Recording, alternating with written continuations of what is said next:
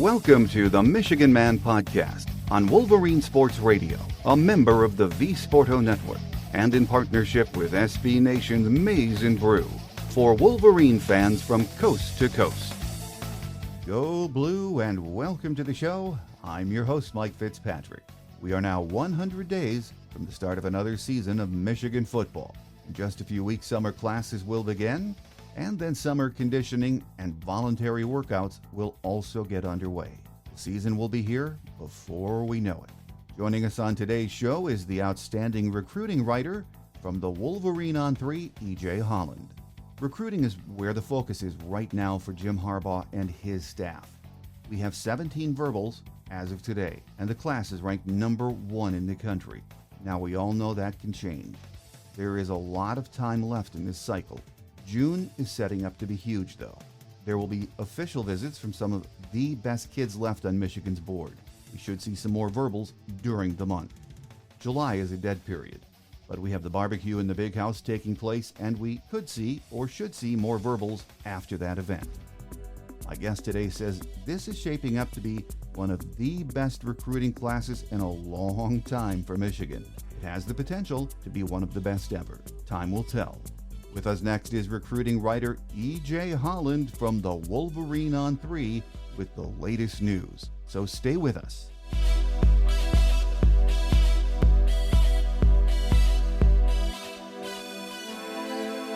Here with us today is recruiting writer EJ Holland from the Wolverine magazine and the Wolverine ON3 at a very busy time of the year for him, on the road, a lot of it. So great to have you take some time to be with us, EJ. Yeah, definitely. Sorry if there's any background noise. I am on the road. It's been kind of full throttle here this spring. Yeah, as I said, I mean, we're in that hibernation period between the end of spring ball and when camp kicks in a couple of months. But the recruiting scene just, it never ends, and this is sort of a peak time for it. And EJ, I think on Tuesday, you put in an on-3 prediction in favor for Michigan with 3-star 2024 Landisville, Pennsylvania Hempfield defensive lineman. And I'm going to take a stab at this kid's name, David Pale. After you got to see him work out the other day, I know he's a kid that's really a hot prospect right now. I think even Larry Johnson from Ohio State was at his workout the other day, wasn't he? Yeah, so I had a chance to go up to Pennsylvania. It's actually David Pale, as I learned, not Pale. But yeah, I know that's a tough one. But, I was on the same boat as you. But it is Pale. And, yeah, he's one of the more underrated defensive linemen in the country. He's a 3-star prospect right now, kind of ranked, I believe, somewhere between 500 and 800. He's way down there. But he's a guy that's really kind of picked up steam this offseason. Michigan, Penn State, Ohio State. You mentioned Larry Johnson was there watching him the same day I was. So this is a kid with legitimate offers, legitimate interest from schools across the country. And like I said, one of the more underrated recruits nationally. Watching him at his practice, he kind of reminded me of Mason Graham, both as a player and just in terms of his actual recruitment. When you look at him as a player, he's 6'2", 305 pounds. He doesn't necessarily have the ideal arm length, and that was kind of a question mark with Mason Graham as well. But he's just so quick for his size. He's extremely explosive. He has terrific brute strength. He, even though he's from Alaska and he plays at a smaller school in Pennsylvania, he has really elite level technique. And so it's kind of the same qualities and attributes that Mason Graham brought to the table. A couple of cycles ago, obviously Mason was a plug-and-play guy, and I think Pale can be a plug-and-play guy as well. In terms of his recruitment, I think Michigan has the lead right now. I think they're the team to beat going into official visit season. Michigan is the only school that is currently set to receive an official visit. There was some concern about Penn State, with Penn State being closer to his family. His parents obviously live in Pennsylvania, even though they are from out west. So there was a little bit of concern about that with Penn State. There was a little bit of concern about Ohio State as well. But right now, Michigan's feeling really, really good about where it stands with Pale, and I do as well. is why I put in the prediction. Well, he's a good-looking prospect, and there are so many others that we're looking at right now and in play for. Austintown, Ohio Fitch head coach TJ Parker shared his thoughts with the Wolverine recently on top Michigan four-star edge target Brian Robinson. It sounds like Steve Clinkscale is doing a great job as the lead recruiter on this kid, doesn't it, EJ? Yeah, Brian is, has been a long-time Michigan lean. It's kind of been one of those things like, when is he going to commit? That's been the question for several months. But yeah, Clinkscale's done a fantastic job. Clink is originally from Youngstown. He knows Brian Robinson's family very well. He knows his coaching staff very well. He's built this relationship for several years. I think this is a kid that, again, it's just kind of a matter of when is he going to jump on board. So he is making his official visit in early June. I think the Wolverines can seal the deal there. Kentucky has made a really, really strong run with him, and that's a school that has done well dating back to Clink's time at Kentucky. They've done really well recruiting the state of Ohio and specifically Youngstown. So Kentucky's definitely not a school to dismiss, but I do think, with the job Clinkscale's done, with the long-time relationships that Brian has built, not just with Clink, but with guys like Dylan Roney and Mike Elston and some of the guys in Michigan's recruiting class. I just think Michigan is still the team to beat there. The only thing that really draws me back with Brian is there's so many edge targets. We kind of need to separate defensive line and edge targets, right? There's probably 2 spots left along the defensive line.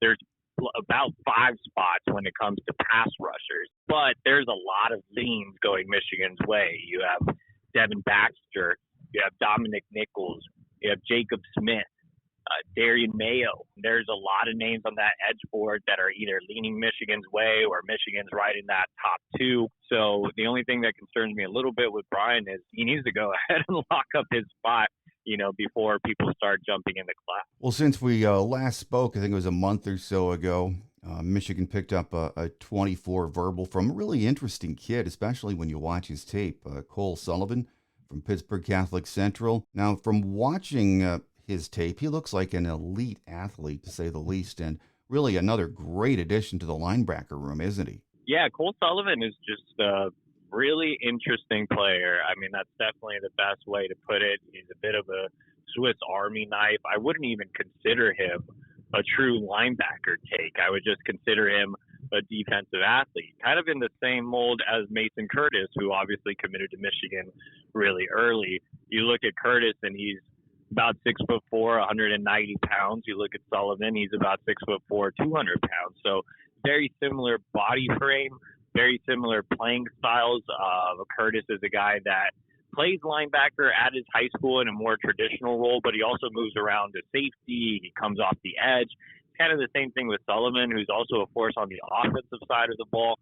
So I think there are just a lot of things you can do with a Cole Sullivan. I don't think you can necessarily pigeonhole him as far as just being a pure linebacker. I think what Sullivan plays at Michigan is going to depend largely on how his body develops in Michigan's strength and conditioning program and which way they decide to go with that. It's the same exact thought process with Mason Curtis. So I think in Curtis and Sullivan, you have 2 true flex guys that can end up in multiple spots that are just really, really talented athletes. I had a chance to go out and see Mason Curtis last fall, and he just impressed me just as a football player. I was like, I don't really know what this guy's going to be, but I think he's a really, really good football player. And the same thing with Cole Sullivan. I haven't had a chance to see him live, but just watching his tape. Our Zach Libby went out there to watch him at a workout not too long ago as well. So, these are 2 guys that, are just really, really interesting. You want them on board and see what they turn into. What his high school coach says is what he brings to Michigan is not just his athleticism, but the kid's involved in his community and his church. He's an outstanding student. He is really in that package, the kind of kid any program's looking for, isn't he? Yeah, definitely. I mean, I think when you look at Michigan recruiting overall, they're looking for Michigan type of kids. And, a lot of times I get the question, what is a Michigan kid? I mean, a Michigan kid to me is somebody that is not just a great football player, but is also very charismatic off the field, that is very genuine in their personality and in their intentions. That's a great student in the classroom and a great leader in the community. And, I think a lot of these kids in the 2024 class, whether it's Cole Sullivan or Ben Roebuck or Blake Frazier or Jordan Marshall, I think a lot of those guys really embody what it means to be a Michigan kid and, in the future, becoming a Michigan man. Well, EJ, you recently did a story on Josiah Brown, and he's from Hicksville, New York, Holy Trinity High School. He's one of these guys being recruited as an athlete. His coach, Kamal Roy, seems to think the kid can be an impact player at several positions. He is another really intriguing prospect to keep an eye on, isn't he? Yeah, so I made the trip out to Long Island, which doesn't, it's not necessarily a breeding ground for top-level D1 football players. You don't really see a lot of guys come out of Long Island, but just going out there, I didn't really get a chance to see him work out, but just visiting with him, sizing him up, looking at his verified track times. This is a kid that has been battling a hamstring injury, but has still posted 10.7 100-meter times, which is very impressive. You look at his film, he's explosive on the offensive side of the ball. Michigan liked him more as a safety. EJ Harbaugh originally offered him, which is no surprise since EJ Harbaugh is an expert at finding top recruits in obscure areas. And he just really likes his athleticism and his speed and what he could bring to the safety position. Now, the flip side is it looks like Brown has a preference to play wide receiver. There hasn't been a lot of movement in terms of Michigan recruiting him as a wide receiver. Again, they really, really like him as a defensive back. I think he projects best at defensive back.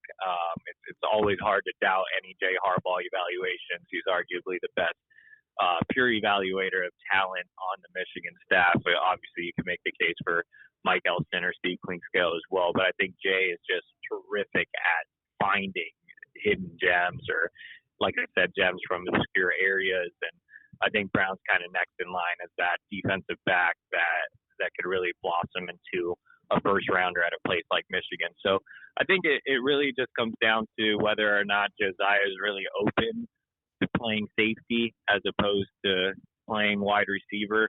But he did include Michigan in his top 7. He is looking to make an official visit, so we'll see if that ends up happening. I think it's always interesting when we see these kids being recruited with the athlete label. And I don't know if it's just me, but it seems like Jim Harbaugh himself, as a head coach, really likes looking at and recruiting these guys labeled athlete because he likes guys that can do a lot of things, doesn't he? He loves guys that have position flexibility. He loves guys that are multi-sport players. He encourages guys to get out there and compete and do as many sports as possible.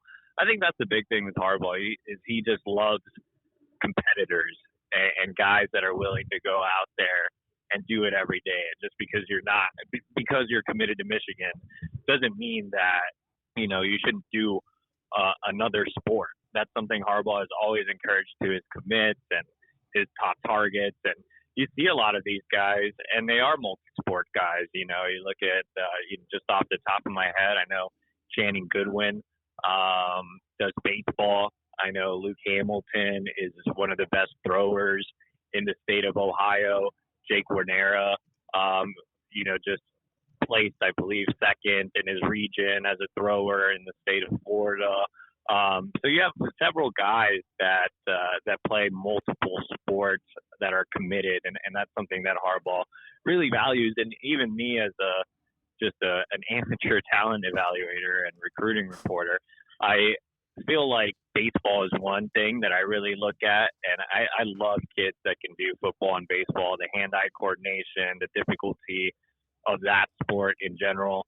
I think it is something that really translates over well to the football side of things. When you look at defensive linemen, I love guys that are in there wrestling. If their high schools have wrestling programs, that's something that's always a plus when you look at defensive linemen as well. So, yeah, I think Michigan does a fantastic job of just recruiting and finding multi-sport athletes and multi-position athletes on the football field. Well, Michigan is still looking to expand the running back room with this class of 24, and There's some really interesting names that we're hearing talked about.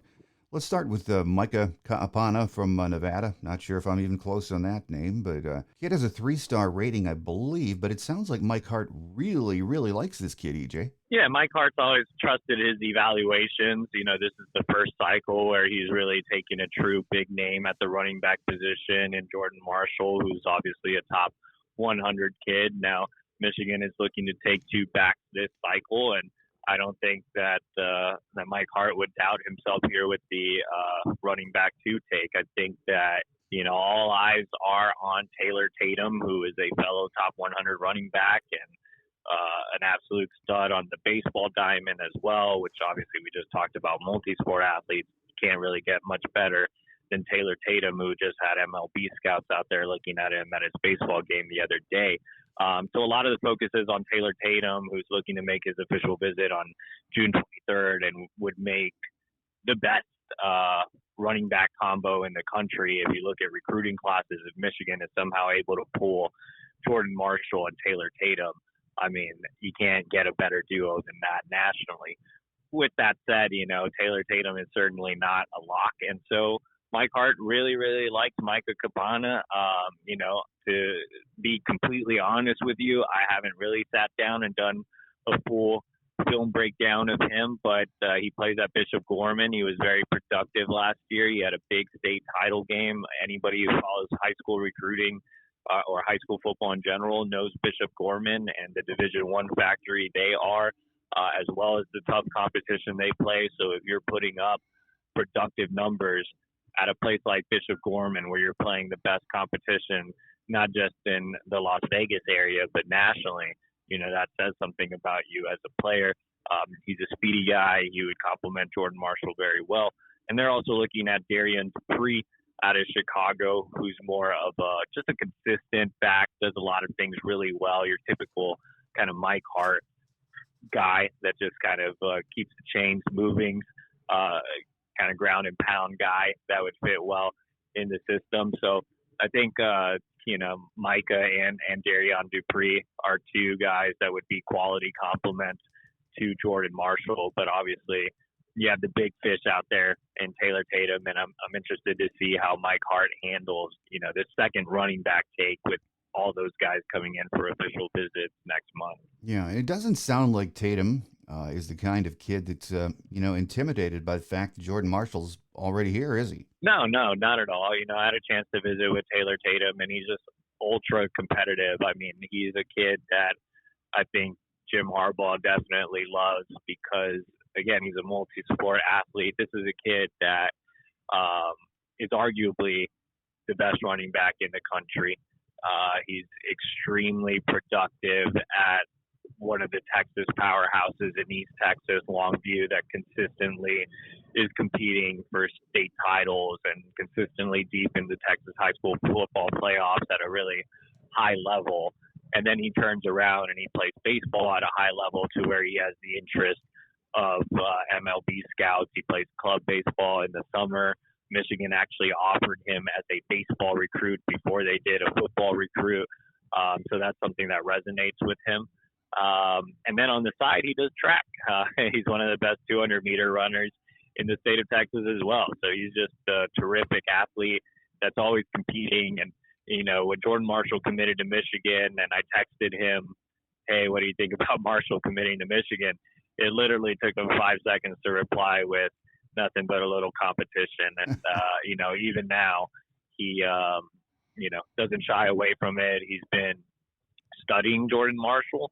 He actually told me he went back and watched this film and looked at how he would complement Jordan Marshall and vice versa. And then, on the flip side of the coin, Jordan Marshall is not scared of competition either. He's been actively recruiting Taylor Tatum. You've seen that on social media. So, like I said, I think, when you look at Taylor Tatum and at Jordan Marshall, that's potentially your next Blake Corum and Donovan Edwards.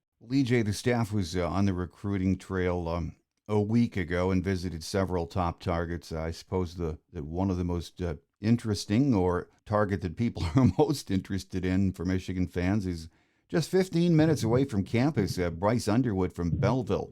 Would you say Michigan is his first choice right now, or is Michigan just near the top of his top 10, top 5, whatever he has out right now? I mean, I think Michigan is definitely a legitimate player here. I'm a little hesitant to say Michigan has an outright lead, but I think Michigan is doing as well as it could be doing in the Bryce Underwood race. I think getting Kurt Campbell in to replace Matt Weiss has definitely been an upgrade in this recruitment. Matt Weiss really struggled to make personal connections on the recruiting trail. Kurt Campbell, who doesn't have a lot of recruiting experience, is at the very least a good relationship builder. That's something that's really stood out on the recruiting trail. He's still kind of green and getting used to things, but he has been very, very interactive. He's been terrific at staying in consistent contact with a lot of these quarterbacks and their families and their high school coaches. He's been very active on the recruiting trail out on the road. Like you mentioned, he was just out there seeing Bryce Underwood at Belleville. So I think Campbell has done a fantastic job in this recruitment. You really have to give him a lot of credit. And then you have area recruiter Steve Klinkscale, who joined Campbell on that visit to see Bryce Underwood and Jeremiah Beasley. And Klink has known Bryce Underwood and his family for several years, and so that's playing a role as well. So, I think Michigan is doing as good of a job as they could be doing. Do I want to name them the early leader? Not necessarily, but it wouldn't surprise me if Michigan does have the edge right now. In this era of NIL, when you are the number one player in the country, like Bryce Underwood, and I'm not saying Bryce is the type of kid that would just chase a bag or anything like that, but it is difficult to pass up some of the NIL opportunities out there from Southern schools, and Bryce can basically go anywhere he wants in the country. So that's something, we're going to continue to monitor as well. Again, he's the number one overall player in the country at the most important position in all of football, so he's going to have some pretty big NIL offers on the table, I'm sure. So right now, again, Michigan doing as good of a job as possible, but I think we just kind of have to wait, see how it plays out, see which of these other schools really become major factors, especially down south. But it's going to be a highly competitive recruitment, but I think it's one that, Michigan continues to win on the field. If they continue to build that personal connection with him, I think it's one they can win. And even though Michigan has Jaden Davis already committed in 2024, Bryce Underwood knows he's the big fish. He's not scared of competition at all. I don't think he's bothered by Jaden Davis's commitment. I think Bryce thinks he can go in there and win a starting job as a true freshman, not just at Michigan, but anywhere else. So it's not a knock on Jaden Davis. That's just boost on the confidence level of Bryce Underwood. Well, as we mentioned, the staff has been out on the road making a lot of visits. Jesse Minter and Mike Elston visited defensive lineman Benedict Ume from Avon, Connecticut. I know he was one of the top edge rush guys on Michigan's board, but the staff likes this kid for a lot of other positions, a lot of other reasons, don't they? Yeah, so, when you look at defensive line numbers, like I said, Michigan would like to add two more to the fold, one being a true nose, and so Michigan trending in the right direction for Poly.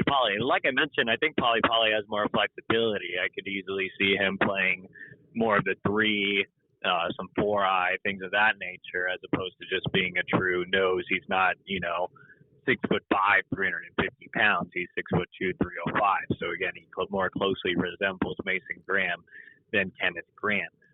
Michigan could still add Poly and go after one of these bigger guys like Nnamdi Ogboku out in North Carolina, who I think is like a 350-pounder. You have Micah Burrow out of Georgia, who's set to visit on June 23rd, who's also a big 350-pounder. So they could go Poly and another bigger nose, or they could go Poly and a more athletic flex type guy that can play the 3 or the 4-eye as well.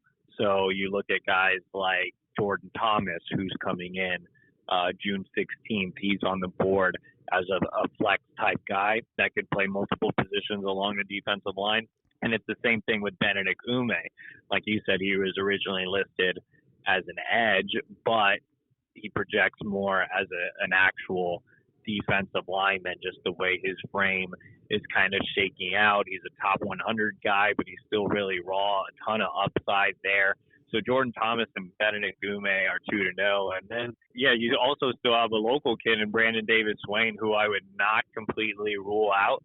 I would not be shocked if he ends up in the class because he is a bit of a tweener, but he is a West Bloomfield kid. We all know how Michigan has recruited West Bloomfield in the past. There are a ton of connections there, especially with Ron Bellamy on staff.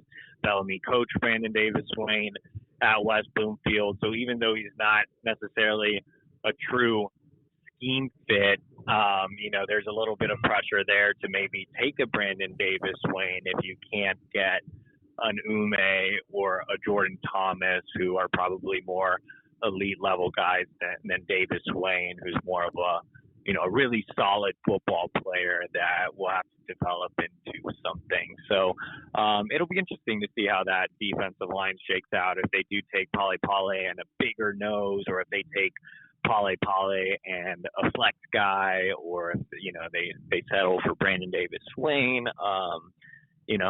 Like I said, it'll be kind of interesting to see how Michigan kind of attacks it here, heading into summer official visit. Well, Coach Elston and Minter also visited four-star prospect Jacob Smith, who you mentioned earlier. He's from Cheshire in Connecticut. For those that don't know, he's the twin brother of Michigan defensive line commit Gerard Smith.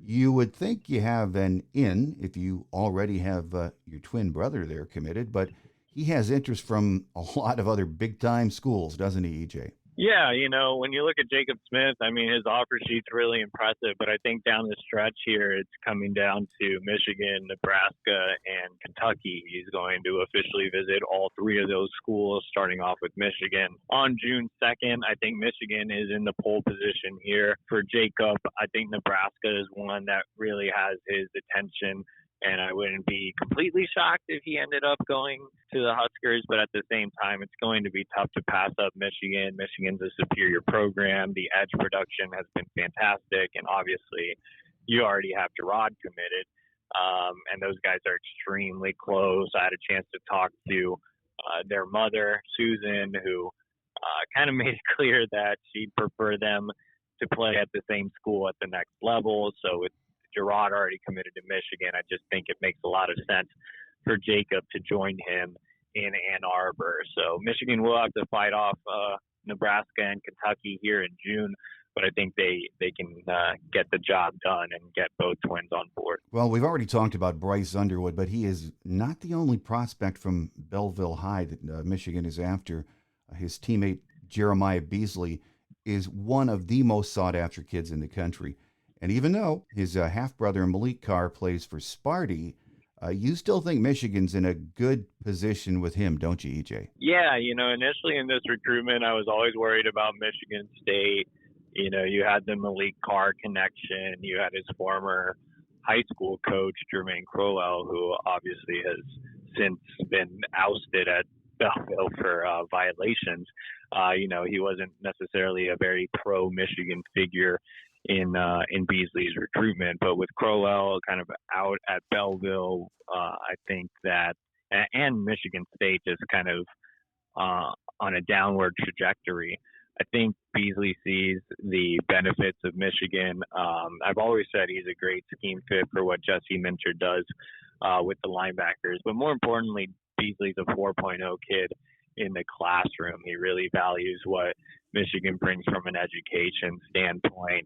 He's a guy that grew up in the Sound Mind, Sound Body program. He's extremely close to Michigan commit Jacob Oden. He, grew up looking up to guys like Will Johnson, who was also part of the Sound Mind, Sound Body program. So, and then Steve Klingsale has done a fantastic job here. He's known Jeremiah Beasley since he was in middle school. So, I think Michigan's the team to beat here. Sparty is getting that first OV. Michigan's getting an OV after Michigan State. And I think that, with him set to decide at the end of June, I think Michigan can completely win him over on that last June official. Well, Michigan is still a top priority for a lot of the big-time kids left in this cycle, EJ. So let's throw a few out there we haven't talked about and get your take on where we are with them. starting with top 100 edge rusher Darian Mayo from a familiar school, Our Lady of Good Counsel in Olney, Maryland.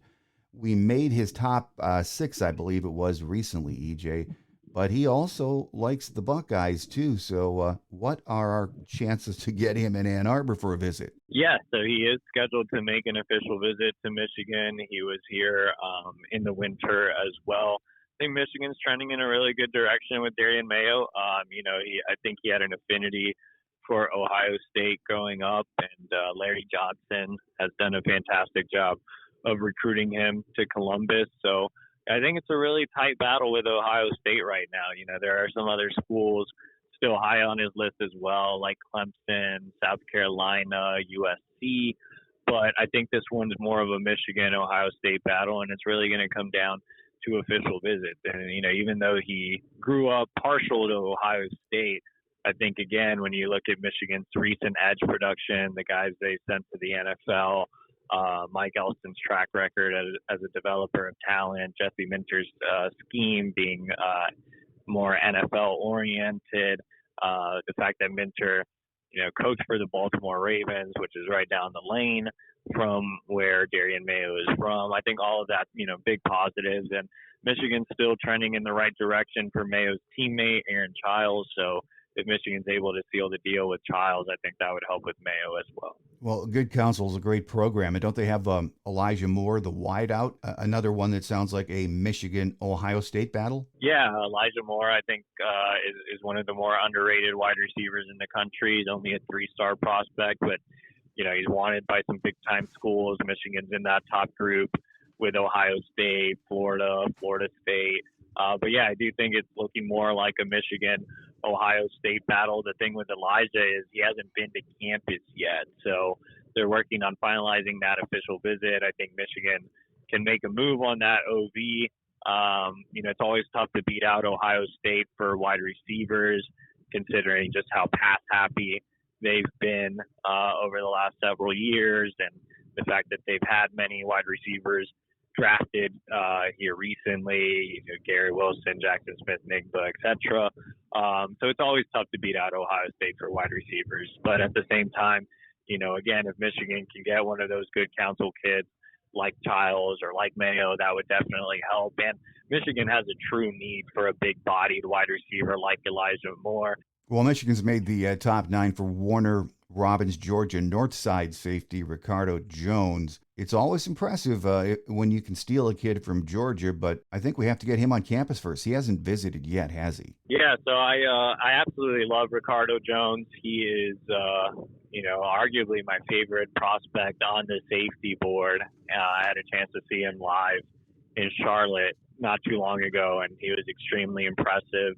I think right now Michigan's probably on the back half of that top 5, so maybe running, 4 or 5 or 6, kind of in that general vicinity. So still some work to do with Ricardo. He's been to campus before. He told me he's considering making an official visit. He's just taking it really slow right now. Doesn't have really anything planned and no real commitment timeline. So I think with Ricardo, it's going to be more of a long-haul type of recruitment. But, Jesse Minter has strong ties in the state of Georgia and has done a really good job of building a relationship with him. It's such a crazy busy time of the year with so many of these kids, really talented kids left out there on the board. But it's already been a great recruiting cycle to date for Michigan, but again, it ain't over. And June is going to be the pivotal month as there are so many of these kids that haven't committed, isn't it, EJ? Yeah, I mean, June, obviously, you're going to have a lot of decisions coming out of those official visits. I mean, there are a lot of guys that we haven't even touched on. Aaron Childs is a guy coming in for an OB. I think Michigan can close with him. Devin Baxter, another edge rusher out of the DMV, and Dominic Nichols, another edge rusher out of the DMV. Those are guys Michigan can close on as well. You have the extremely heated battle for top 100 cornerback Aaron Scott. Right now, Michigan, Ohio State really vying for his services. Michigan getting him in the 16th, Ohio State getting Scott in the 23rd. So that one's going to be a really intriguing battle. You have Pooh Carter, on 300 athlete who Michigan really likes as a safety nickel. Really down to Michigan and Tennessee right now. That one's another heated battle that'll be decided during the official visits. We already talked about Jeremiah Beasley making a decision in June. So, yeah, and then you have, another storyline that we didn't touch on that I'm interested in following is how Michigan approaches the sixth offensive line take, who could potentially be in that spot. You have Bennett Warren coming in for an OV. You have Michael Uini coming in for an OV. Michigan's still in play for some five-star level guys and Brandon Baker and Jordan Seaton. You look at the wideouts and going back to recruitment that could be determined in June. You have Amarion Stewart, who's been considered a heavy lean. You have Jordan Shipp, who's a teammate of Channing Goodwin and Jaden Davis that could make a decision following his official visits in June. You have James Madison out of Florida who's looking to come in for an OV that just listed Michigan in his top five after making a visit this off season. So, a lot of news going into those official visits. A lot of talented guys coming in. Interested to see if Michigan can make a move for guys that they're not necessarily maybe in the top 2-4, like Justin Scott, five-star defensive lineman coming in for his OV, currently considered a Miami lean. Jordan Johnson-Rubel, one of the elite safeties in the country, wasn't initially going to include Michigan in his top five, did include Michigan in his top five, and is now scheduled an OV. So, a lot of moving parts. There are 17 commits, I believe. I'm doing this out of my car, so all of this is off the top of my head. So I believe there's 17 commits right now. This class could go up to 30. So, there's a lot of moving parts and a lot of room for additions this summer. Yeah, June is going to be a huge month. You just racked off some of the kids coming in for visits, but there's also the barbecue in the Big House. Is that still in July, or has that been moved into June? Yeah, so Michigan has the summer slate for Michigan is, they'll open it up with some satellite camps. So right now they have satellite camps scheduled in the Pacific Northwest, in Dallas, in New Jersey.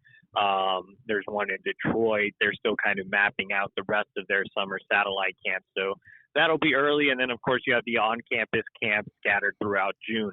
The major official visit weekends will be the 2nd, 9th, 16th, and 23rd, with the 16th being Victor's Weekend, which is where most of the commits come in and a lot of big-time targets. And then the barbecue at the Big House will still take place in July. Remember, once June comes to an end, there's a month-long dead period between late June and late July.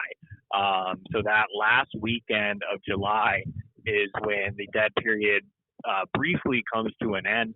And that's when you have a ton of the 24s come back and a lot of underclassmen come in as well. Well, EJ, a last question before we let you get away and concentrate on driving as you head out again. There's still a lot of time in this 24 cycle, but right now Michigan has the number one class in most observers' opinion. And even if it doesn't end up that way, it's still going to be, probably top five.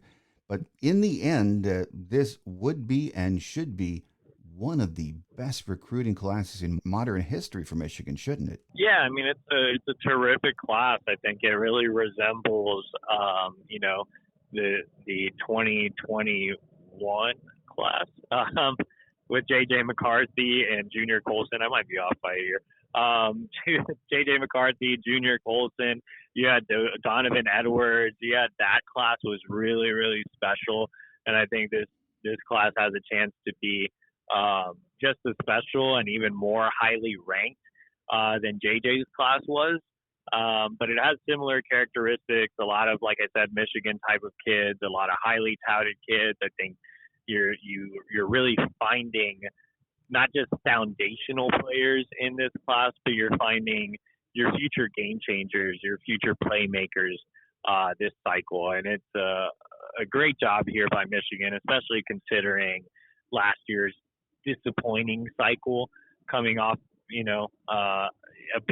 another Big Ten championship, coming off another college football playoff appearance.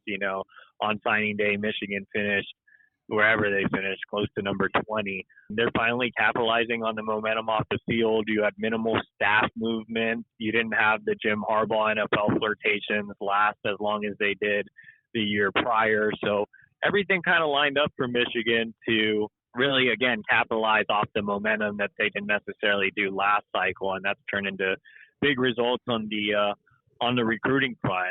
There's still some things Michigan can work on, like the NIL side of things and expanding the recruiting department. But I think at the end of the day, Michigan is doing arguably one of the best jobs in the entire country this cycle. And if they find success on the field again this year, which I'm sure they will, would not be surprising to see Michigan repeat as Big Ten champions and another college football playoff appearance, then 2025 could be even better, which is kind of a scary thing to say. Well, I always end up by asking you what special deals are out there right now for the Wolverine magazine readers or the Wolverine On3. So anything going on before the season starts? Yeah, so right now you can sign up for $29.99 over at thewolverine.com, and that gets you 6 months, I believe. It used to be through August 31st, but they kind of punted that, so you can just get $29.99. Gets you 6 months, so that gets you through, all the official visits and fall camp and I guess some of the season. So $29.99 is the special promotion now, and the team guys, Chris Ballas, Clayton Safey, and Anthony Broom, are hard at work on the physical copy of the Wolverine magazine. So we actually do have a magazine. It's not just the online site.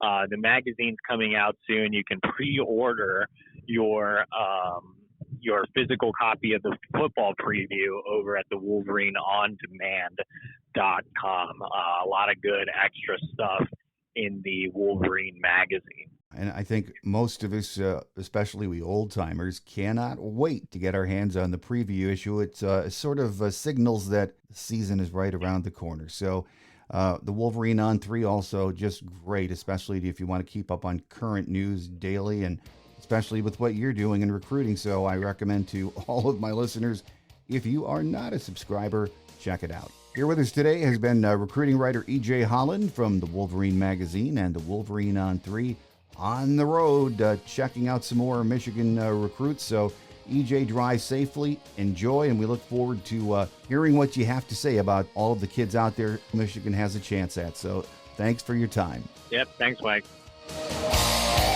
On Quick Hits today, we'll keep it short. Just a reminder, we're on our summer break schedule of 2 shows a month. In August, we'll return to weekly programming. And then once we kick off the season, the usual 2 shows per week. So our next episode will be on June 7th or 8th. Mark it on your calendar. That will do it for now.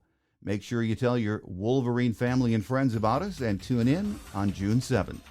We also ask that you like the show on Twitter, and please leave a comment with any thoughts or suggestions wherever you get the show from. I'm your host, Mike Fitzpatrick. Until we meet again, take care, and as always, go blue. Thanks for joining us today on The Michigan Man, here on Wolverine Sports Radio, a member of the V Sporto Network, and in partnership with SB Nation's Maize N Blue. Our listener lines are open 24/7 for your calls at 313-263-4842. That's 313-263-4842. Or email us at themichiganmanpodcast@yahoo.com. That's themichiganmanpodcast@yahoo.com. The Michigan Man Podcast is produced at the studios of Robin Lynn Productions, Allen Park, Michigan, and is not affiliated with the University of Michigan. Go Blue!